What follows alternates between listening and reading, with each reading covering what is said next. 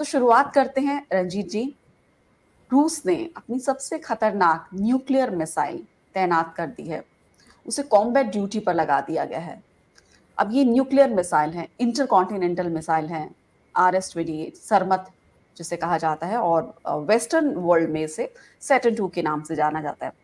तो अब इस मिसाइल को तैनात करने का क्या मतलब है? ये भी कहा जाता है कि दुनिया में इस इतनी ताकतवर कोई मिसाइल नहीं है और ये एक साथ कई शहरों को तबाह कर सकती है, पश्चिमी देशों के भी और अमेरिका के भी। इसमें कई बहुत सारे वॉरहेड्स लगे हैं, तो ये अलग-अलग दिशाओं में जाकर तबाही मचा सकती हैं। तो इसको तैनात करने का मतलब क्या है? क्या रशिया अब अपना पेशेंस, अपना धैर्य खो रहा है? अ, जो हम अगर यूक्रेन और रशिया के बीच जो वॉर चल रहा है, युद्ध चल रहा है, अगर हम उसकी बात करें, तो क्या वो कभी जल्द ही खत्म होता नहीं दिख रहा? कितने ज़िम्मेदार है अमेरिका इसके लिए? कितने ज़िम्मेदार है इसके लिए वेस्टर्न कंट्रीज़? और कहाँ बिकॉज़ इस युद्ध को पीस टॉक्स के लिए कई बार शांति वार्ता की भी कोशिशें की गईं, युद्ध शुरू होने के एकदम बाद भी और उसके बाद भी कई देशों ने इसमें ये पेशकश की कि वो दोनों देशों को एक तरह से शांति के रास्ते पर किस तरह से लेकर आएँ। लेकिन अब जो दिख रहा है वो अगर अ, न्यूक्लियर पावर का इस्तेमाल किया जाता है, अगर न्यूक्लियर मिसाइल का इस्तेमाल किया जाता है और जिससे ये कहा जा रहा है कि ये कई हज़ार किलोमीटर तक का सफ़र तय कर सकती है और कई दूरी तय कर सकती है, यानी कि अमेरिका तक भी जा सकती है और कई शहर एक साथ तबाह कर सकती है और उसके बाद शायद एक्जिस्टेंस भी कहते हैं, दुनिया एक तरह से अ, तबाही की तरफ बढ़ सकती है अगर ऐसा हुआ तो। इसका मतलब क्या है रंजीत जी? देखिए, सबसे पहले तो मैं यह साफ करना चाहूँगा कि रूस जी, के राष्ट्रपति व्लादिमीर पुतिन ने यदि अपना मानसिक असंतुलन नहीं खो दिया हो, तो वो कतई इस तरह की परमाणु मिसाइलों का प्रयोग दुनिया के किसी भी इलाके में नहीं करेंगे। अमेरिका की जी, तो बात अलग है, तो दुनिया के किसी भी इलाके पर इस तरह के परमाणु बम गिराने से बचेंगे। लेकिन मैं कह सकता हूँ कि रूस के राष्ट्रपति ने ये जो घोषणा की है सरमट मिसाइलों को तैनात करने की, वो एक बंदर घुड़की है, अमेरिका को डराने के लिए है।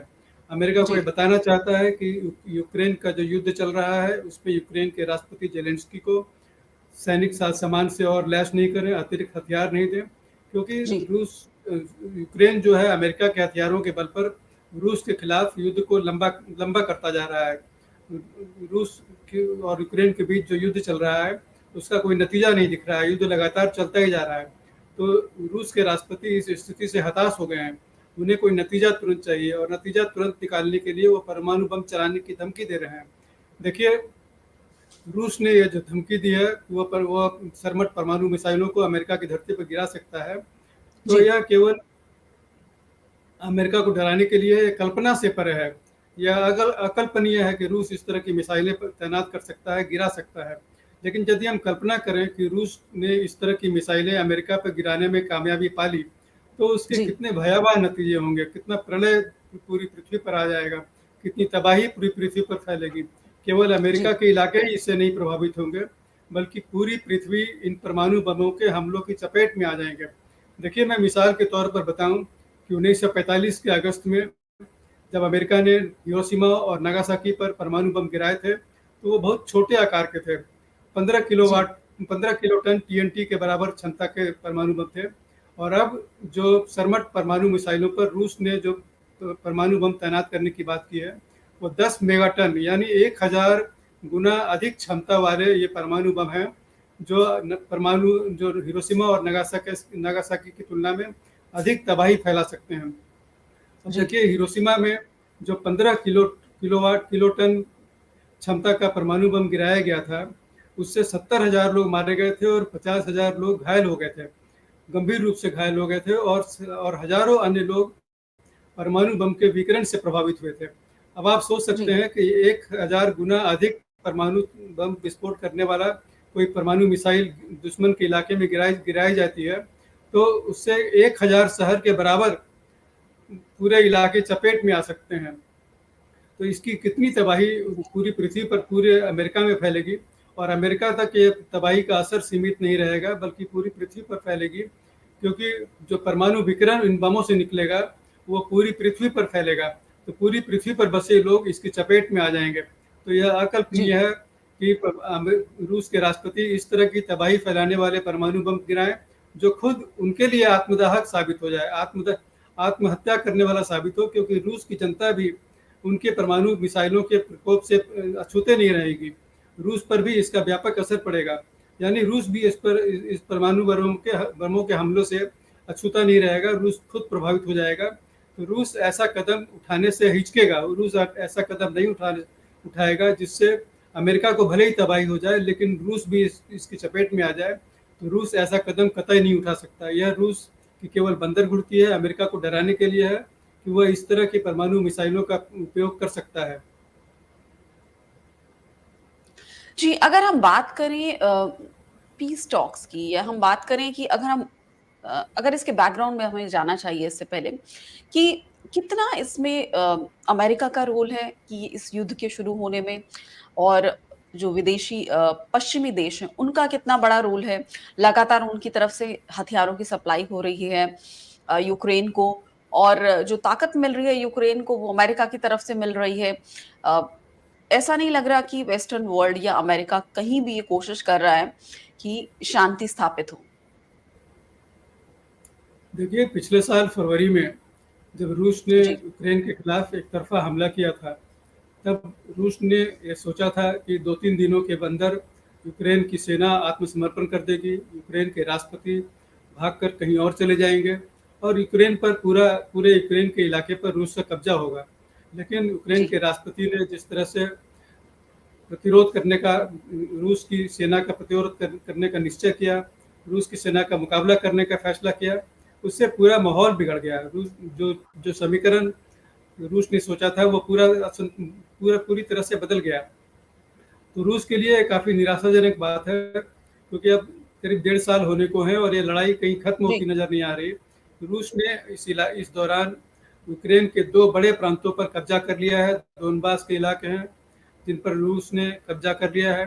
अब रूस कतई किसी समझौता वार्ता में इन इलाकों को छोड़ने को तैयार नहीं होगा, क्योंकि जी। रूस यदि इन इलाकों को छोड़ देता है तो रूस की प्रतिष्ठा गिर जाएगी, रूस की नाक नीची हो जाएगी, रूस की मूछें नीची हो जाएंगी। तो यह जो यूक्रेन के खिलाफ रूस की लड़ाई चल रही है, अब दोनों महाशक्तियों के बीच, रूस और अमेरिका के बीच एक प्रतिष्ठा की लड़ाई बन गई है, मूछ की लड़ाई बन गई है, नाक नीचे गिराने की लड़ाई बन गई है।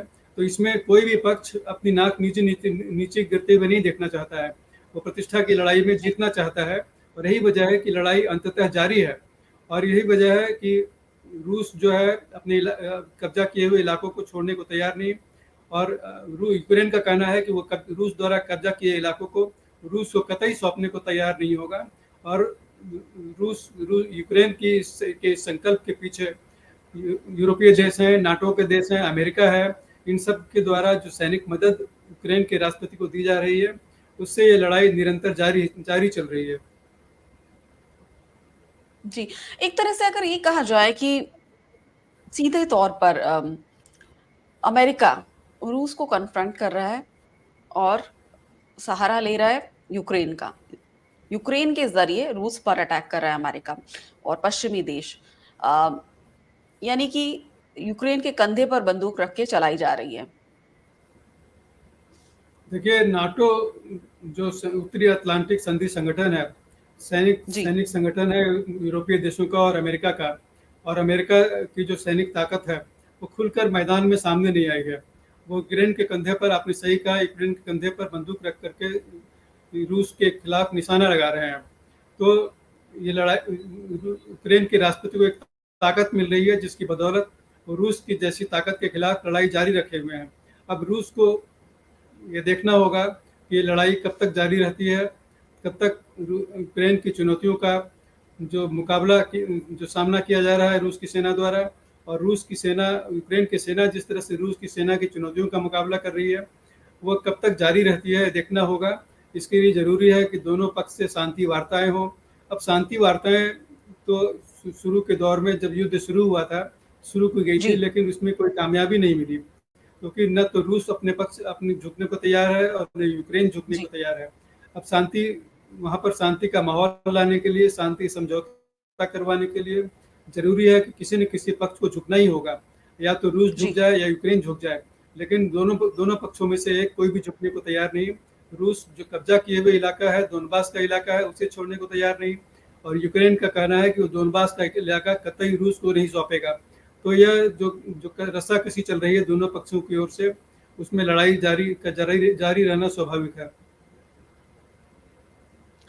आपने शांति वार्ता की बात की, कई बार पीस टॉक्स हुए हैं इस युद्ध के शुरू होने के बाद, लेकिन कोई आगे बात बढ़ती हुई दिखाई नहीं दी। इसके पीछे की वजह क्या है? आपको कहीं से लगता है कि कहीं भी जो पश्चिमी ताकतें हैं या अमेरिका है या यूक्रेन है, वो कहीं से भी झुकने को तैयार है, या फिर हम ये कहें कि एक ज़ेलेंस्की जो है वो एक तरह से पश्चिमी ताकतों का, अमेरिका के हाथ का खिलौना बन गए हैं? देखिए, यूक्रेन पश्चिमी ताकतों और अमेरिका के हाथों कई लंबे अरसे से खेलता रहा है, और दोनों देशों के बीच जो लड़ाई की वजह है, यही एक सबसे बड़ी वजह कम कह सकते हैं कि रूस अमेरिका ने जिस तरह से रूस से सटे पूर्वी यूरोप के इलाकों में अपना सैन्य विस्तार किया, उत्तरी अटलांटिक संधि संगठन नाटो का सैन्य विस्तार किया, उससे रूस काफी तिलमिला गया। रूस ने अमेरिका जी। को चेतावनी दी कि 1991 में जब रूस ने वार्सा संधि देशों का जो पैक्ट है, वार्सा पैक्ट का जो सैन्य संगठन है, उसका विघटन किया, तब रूस ने अमेरिका से वादा हासिल किया था कि जो नाटो का जो सैन्य विस्तार है, रूस की सीमाओं तक नहीं किया जाएगा। लेकिन अमेरिका ने इस वादे को तोड़ा। वो वादे को तोड़ते हुए पूर्वी यूरोप के कई देशों, पोलैंड, हंगरी आदि देशों पर अपना प्रभुत्व स्थापित किया, उन्हें नाटो की सदस्यता प्रदान की, और वो आज नाटो के सदस्य बन चुके हैं। इस तरह पूर्वी यूरोप का रूस की सीमाओं से मिल जाना, सैन्य उसके पीछे एक नाटो की सैन्य ताकत का होना रूस के लिए काफी चिंताजनक बात हो गई। तो यही एक इस पूरी लड़ाई की जड़ में यही वजह है कि रूस ने अमेरिका की इस ताकत को चुनौती दी, अमेरिका के सैन्य विस्तार को चुनौती दी, और अमेरिका ने यूक्रेन के कंधे पर जो बंदूक तान करके रूस को चुनौती का स्वीकार किया है, उसकी वजह सबसे बड़ी हम यही कह सकते हैं कि दोनों देशों के बीच आज युद्ध एक निरंतर तौर पर जारी है। कब खत्म होगा कहना मुश्किल है। जी, एक तरह से रशिया के बॉर्डर तक पहुँच गई जब तो उसमें ये एक प्रोवोकेशन था और जिसका ये जवाब रशिया ने दिया। अ, अब अगर हम बात करें अमेरिका के माइंडसेट की, जो लोग पॉलिटिकल एक्सपर्ट्स हैं, जो स्ट्रेटेजिक एक्सपर्ट्स हैं, वो क्या कह रहे हैं कि अमेरिका किस बात का इंतज़ार कर रहा है? क्या वो इस बात का इंतज़ार कर रहा है कि एक समय आए जब पूरी तरह जो रशिया है, रूस है, वो अपना जो भी उसके पास संसाधन है, रिसोर्सेज़ हैं, वो सब खाली हो जाएँ, और फिर किस चीज़ का इंतज़ार कर रहा है अमेरिका? देखिए, अमेरिका और नाटो के देश सीधे तौर पर मैदान में कूदना नहीं चाहते। यदि वो सीधे तौर पर, प्रत्यक्ष तौर पर मैदान में कूद गए, तो रूस के लिए सबसे बड़ी प्रतिष्ठा की बात बन जाएगी कि वो अमेरिका के सामने आत्मसमर्पण करने से बचे। और ऐसा करने के लिए वो हो सकता है कि अमेरिका के किसी इलाके पर या यूरोप के किसी इलाके पर परमाणु मिसाइलें गिरा दें। तब पूरी पृथ्वी पर जो बड़ी तबाही का सामना पूरी पूरी दुनिया के लोग करेंगे, वो अकल्पनीय होगा। तो अमेरिका इसी बात की प्रतीक्षा कर रहा है कि ऐसी कोई स्थिति न पैदा हो। रूस भी ऐसी स्थिति नहीं चाहता है, लेकिन रूस ऐसी स्थिति पैदा करने का डर दिखा करके एक तरह से बंदर भुड़की दे रहा है कि यदि उसे दीवार के पीछे तक धकेलने की कोशिश की रूस को, तो रूस किसी जवाबी कार्रवाई करने से नहीं हिचकेगा, किसी ऐसी बड़ी कार्रवाई करने से नहीं हिचकेगा जिससे कि युद्ध को तुरंत रोका जा सके।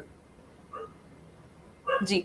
क्या रूस ने इतनी उम्मीद लगाई थी कि ये युद्ध इतना चलेगा, 18 महीने हो चुके हैं, इतना लंबा खींचेगा? रूस ने जो समीकरण जो जो जो जिस सोच के तहत यूक्रेन पर हमला किया था, वो यही था कि 2-3 दिनों के अंदर यूक्रेन की सेना समर्पण कर देगी, रूस के राष्ट्रपति ज़ेलेंस्की यूक्रेन छोड़कर भाग जाएंगे और पूरे यूक्रेन के इलाके पर रूस का कब्जा होगा। लेकिन ऐसा हुआ नहीं, क्योंकि यूक्रेन को अमेरिका ने वादा किया कि वो जब तक लड़ने को तैयार है, अमेरिका उसका साथ देगा, और अमेरिका आज अरबों डॉलर की सैनिक सहायता यूक्रेन को दे चुका है। अब वो F-16 जैसे लड़ाकू विमान यूक्रेन को देने वाला है। इससे लड़ाई का स्तर काफ़ी ऊंचा उठने लगा है। अब इसी के मद्देनज़र रूस ने जो परमाणु बम से लैस मिसाइलों की तैनाती की चेतावनी दी है, वही है एक बड़ी वजह है कि रूस भी तिलमिला गया है और अमेरिका को इस तरह की धमकियां दे रहा है कि न केवल अमेरिका बल्कि पूरी पृथ्वी तब परमाणु बमों की चपेट में आ सकती है। जी, एक तरह से ये कहें कि वो कह रहा है कि अब रशिया ये संदेश दे रहा है, ये संकेत दे रहा है कि उसके धैर्य की अब परीक्षा ली जा रही है और इस युद्ध को इतना लंबा खींचा गया, यूक्रेन को इतनी ताकत दी गई और कहीं तर कि ऐसा किस हद तक अमेरिका ज़िम्मेदार है इस युद्ध को इतना लंबा खींचने के लिए? और बहुत सारे केसेज़ में हम देखते हैं कि दूसरे देश भी हैं जो दुनिया भर के कई देश हैं जो कि दूसरे देशों की सीमाओं का उल्लंघन करते हैं और अतिक्रमण करते हैं या उन पर कब्जा कर लेते हैं। भारत के साथ भी कई पड़ोसी देशों का अगर हम ज़िक्र करें तो ऐसा हुआ। क्या हर मामले में अमेरिका उसमें कूदा है?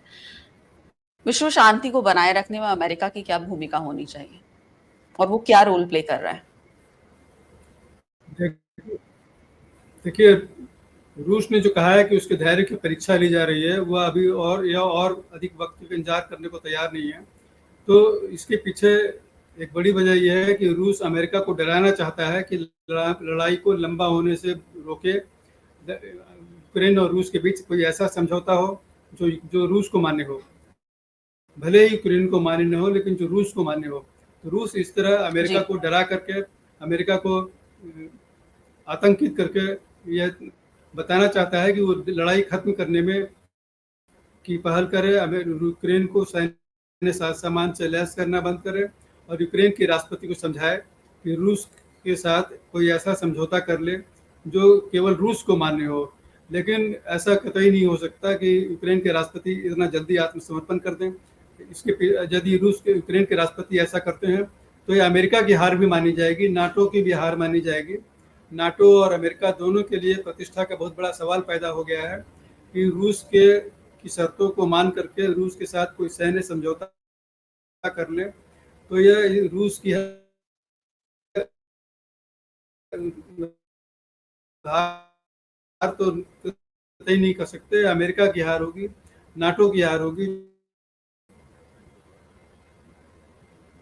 जी, तो कई बातों का आपने ज़िक्र किया कि किस तरह से कई बार जो है वो शांति वार्ता की कोशिशें हुई लगातार। बावजूद इसके कहीं हम ऐसे मिडल पाथ पर नहीं आ पाए, ऐसा कोई मध्यस्थ कोई रास्ता नहीं निकल पाया जिससे इस जो लड़ाई है यूक्रेन और रशिया के बीच जो युद्ध है उसे रोका जा सके।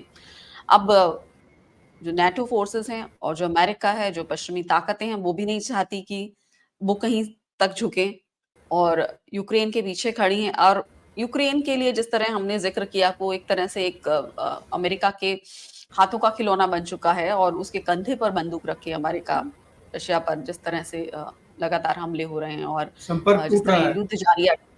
हाँ? जी। और जिस लाइन तरह से ये लाइन कट जो रही है। जी, जो युद्ध आगे बढ़ रहा है और जिस तरह से जो अ, हथियारों की सप्लाई कर रहे हैं वेस्टर्न वर्ल्ड ने और अमेरिका, तो अब अगर हम आगे देखें, तो कहाँ जाता दिख रहा है ये पूरा युद्ध और इसका अ, इस तरह से कहाँ अंत होगा? सबके मन में जो ये बड़ा सवाल ये है कि कहाँ ये लड़ाई खत्म होती दिख रही है? कब खत्म होगी? कहाँ खत्म होगी? कौन कहाँ झुकेगा? ये सबसे बड़ा सवाल इस समय हर किसी के ज़हन में है और जब ये न्यूक्लियर मिसाइल तैनात कर दी गई हैं, जिसे कहा जाता है कि दुनिया की सबसे खतरनाक मिसाइल्स हैं, ये जब कई श इनमें कई वॉरहेड्स लगे हैं, जो एक साथ कई शहरों पर हमले कर सकते हैं और न्यूक्लियर मिसाइल हैं, तो पूरा शहर खत्म कर सकती हैं एक साथ, कई शहर एक साथ खत्म कर सकती हैं और फिर दुनिया एक तबाही की तरफ बढ़ सकती है अगर अ, इस तरह की नौबत ना आए। इसको रोकने के लिए अ, क्या कोशिशें होनी चाहिए? किस तरह से कहाँ इसका समाधान दिखता है? देखिए, ये लड़ाई तभी रुक सकती है जब दोनों पक्षों में से एक पक्ष झुक जाए, अपनी मूंछ नीची करे, नाक नीची करे, तभी ये लड़ाई रुक सके। यूक्रेन के जिन इलाकों पर कब्जा किया है, दोनबास प्रांत के इलाके पर कब्जा किया हुआ है, उसे छोड़ दे। और दूसरी तरफ यदि यूक्रेन से कहा जाए कि आप लड़ाई बंद करने के लिए कोई कदम उठाएं, तो उसे रूस की यह शर्त माननी होगी कि दोनबास के इलाके पर वो अपना दावा नहीं बताएगा। तो दोनों पक्षों में से एक को झुकना होगा और तभी ये लड़ाई रुक सकती है, तभी पूरे यूक्रेन के इलाके में शांति स्थापित हो सकती है। जी, इस पूरी चर्चा पर रंजीत जी आपके कंक्लूडिंग कमेंट्स?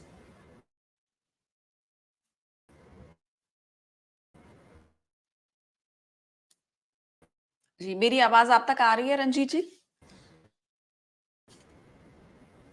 तो हमारे जो भी दर्शक इस चर्चा को देख रहे हैं और वो इस वीडियो को लाइक कर सकते हैं, इसे शेयर कर सकते हैं, इसे ज़्यादा से ज़्यादा लोगों तक पहुँचा सकते हैं और अंत में आप इस पूरे मुद्दे पर आपकी राय और आपके कंक्लूडिंग कमेंट्स रंजीत जी?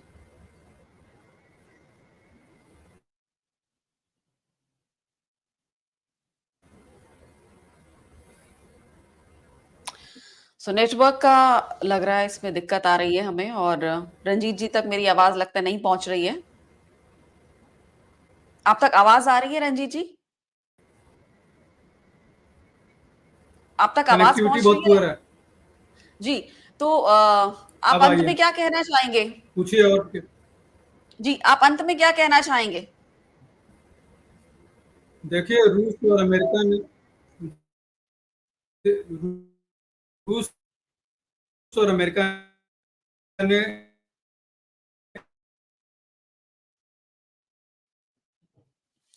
अ, तो हम अपने दर्शकों को बता दें कि एक लगता है यहाँ कनेक्टिविटी का प्रॉब्लम है और दूसरे के खिलाफ जिस तरह